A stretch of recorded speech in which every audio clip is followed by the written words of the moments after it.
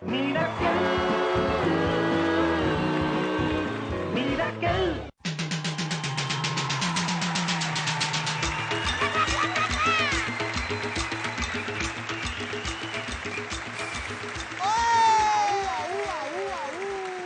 জানাই জি বাংলাকে যারা আজ সেরা পারফর্মারকে দেবে 25,000 টাকার চেক। সঙ্গে ট্রেডার্স অ্যাসেম্বলি মেগা শপের তরফ থেকে আজকে সেরা পারফর্মার পাবে 10,000 টাকার শপিং ভাউচার। কিন্তু যে এলিমিনেটেড হয়ে যাবে वो खाली हाथ नहीं लौटेगा ও পাবে অরিশের তরফ থেকে একখানা ফাটাফাটি গিফট হ্যাম্পার। আর রেডিও মির্চি 98.3 FM এর তরফ থেকে গুডি ব্যাগ। আজকের এই পর্বে স্কোর জানার আগে আজকের গেস্ট পারফর্মারকে ওয়েলকাম করব। প্লিজ ওয়েলকাম ভৈরব কিশোরগঞ্জ থেকে ফারজানা সাগের শশী।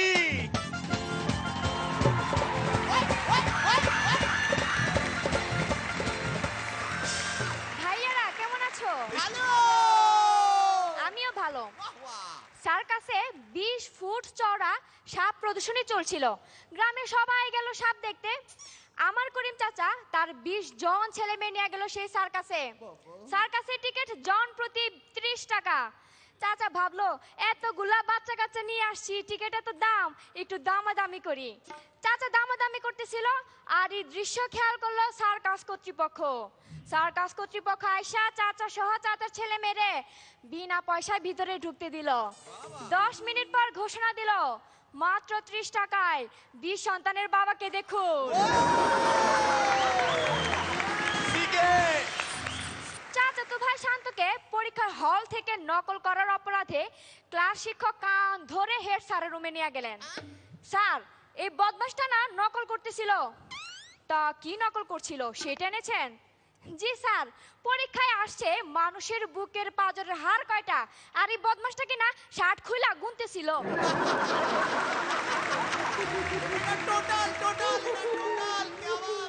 আমাদের শুভদীপ ভাইয়া আর ভাইয়ার গার্লফ্রেন্ডকে একদিন দেখলাম পার্কে। ভাইয়ার গার্লফ্রেন্ড চোখ বন্ধ করে বলতেছে, ওফ শুভদীপ, এইরকম জ্বলন্ত চুমু দেয়া তুমি কোথায় শিখলে? ও ডার্লিং, ভুলে গিয়েছিলাম আমি এতটাই এক্সাইটেড ছিলাম ঠোঁটের সিগারেটটা না ফেলেই তোমাকে। আমার চাচির যখন প্রথম সন্তান হইল তখন কোলে নিয়ে প্রায় সুরে সুরে আবৃত্তি করত, খোকন আমার জাদু মনে চা সোনা রে, আমার খোকন মনি রে।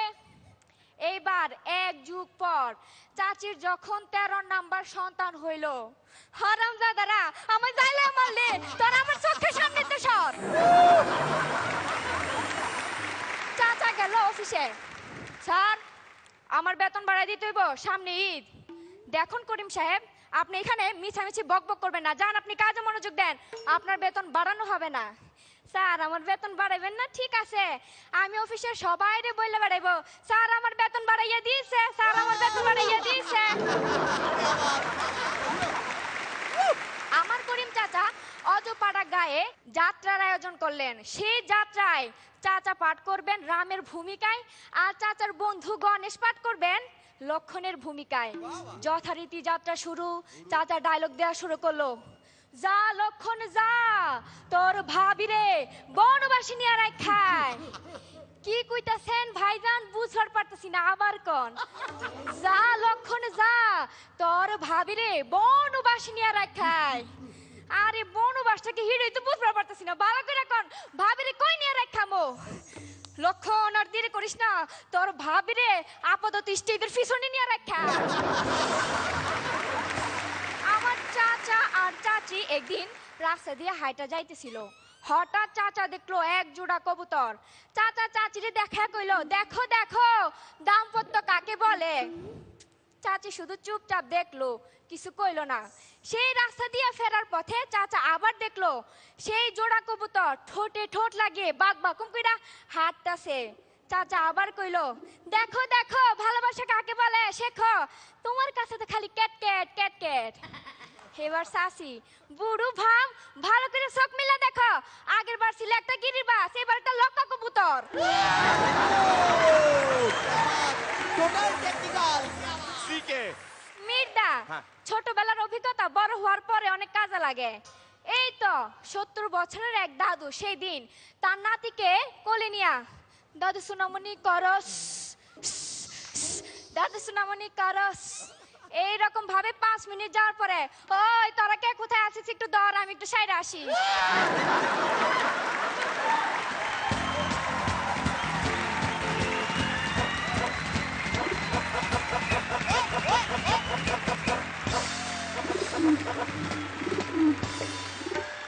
আজকে আপনারা যেখানে বসে রয়েছেন এরকমই একটি জায়গায় বসতো ফারজানা, সাগের, শশী এবং মুগ্ধ হয়ে ওর পারফরমেন্স দেখতাম আমরা।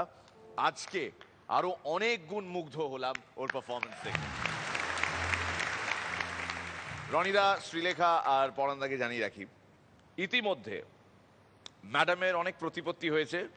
ম্যাডাম বিজ্ঞাপনে কাজ করছেন, ওখানে শো করছেন, সিরিয়ালে অভিনয় করছেন, মাশাআল্লাহ। क्या बात, क्या बात।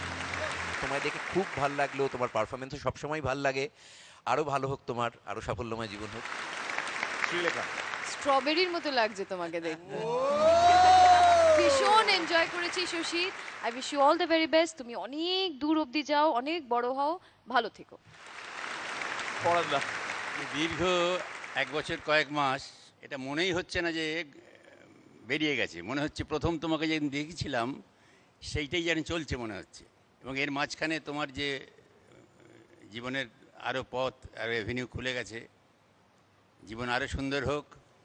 I wish you all the best.